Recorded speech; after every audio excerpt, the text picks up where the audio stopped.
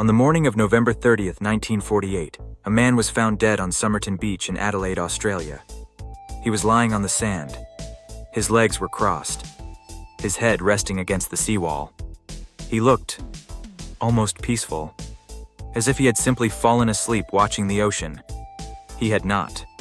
What followed was one of the strangest and most enduring mysteries in the history of forensic investigation.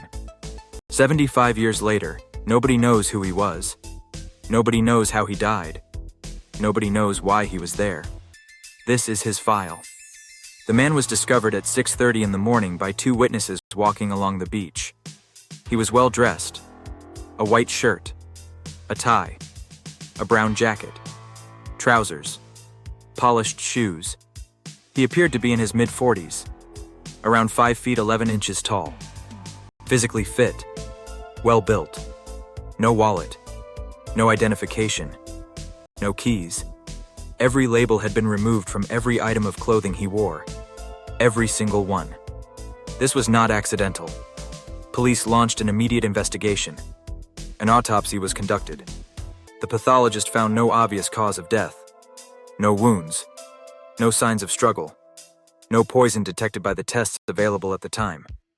The stomach contained a small amount of blood. The spleen was enlarged to 3 times its normal size.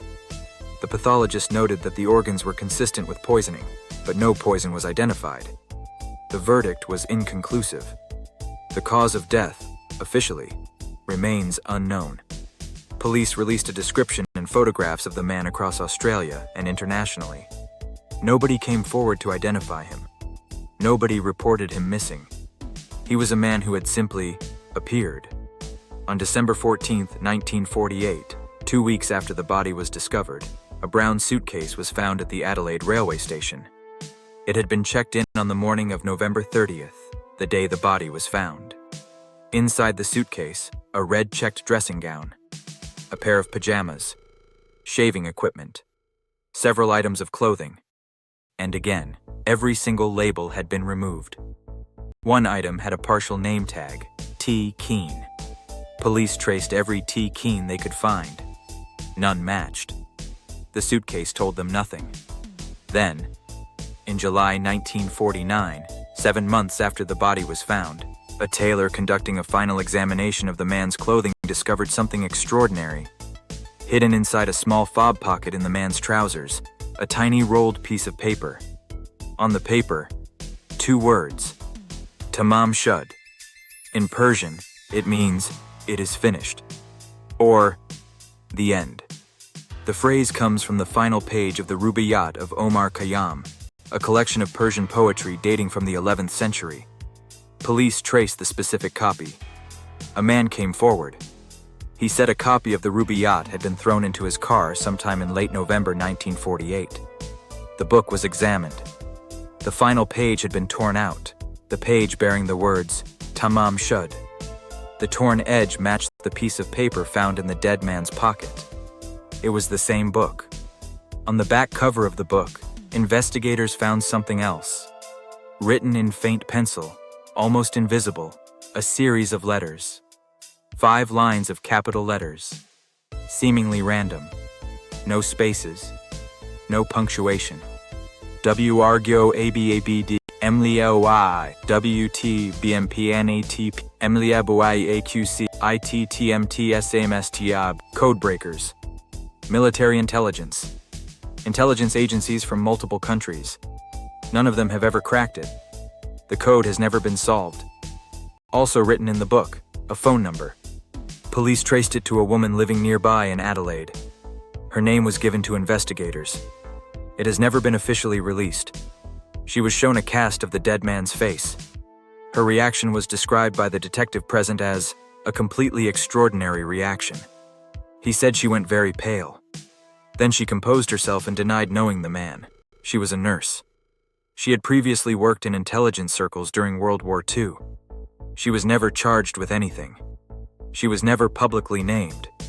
She died in 2007 without ever explaining what she knew. In 2009, her son came forward.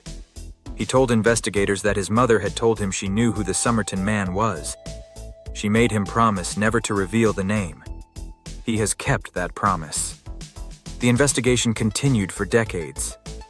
Various theories emerged. The Somerton man was a Soviet spy. He was an American intelligence operative. He was a jilted lover who took his own life. He was a victim of Cold War assassination. None were proven. In 2019, after years of legal battles, authorities in South Australia were finally permitted to exhume the body. DNA samples were extracted. In 2022, a forensic genealogist named Colleen Fitzpatrick announced a breakthrough.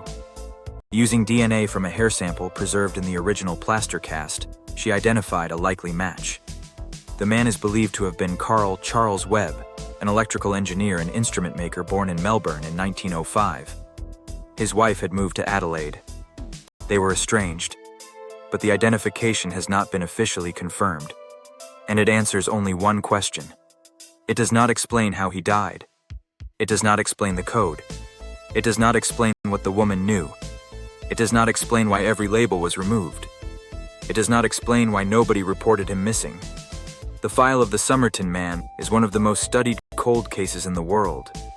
It contains a dead body, an uncracked cipher, a torn page of Persian poetry, a woman who knew something, and a secret that died with her. After 75 years, we may finally have a name, but we still do not have the truth. File still open. This has been AIM Venture. Dark Files. Subscribe for a new case file every week. The truth does not disappear just because we stop looking.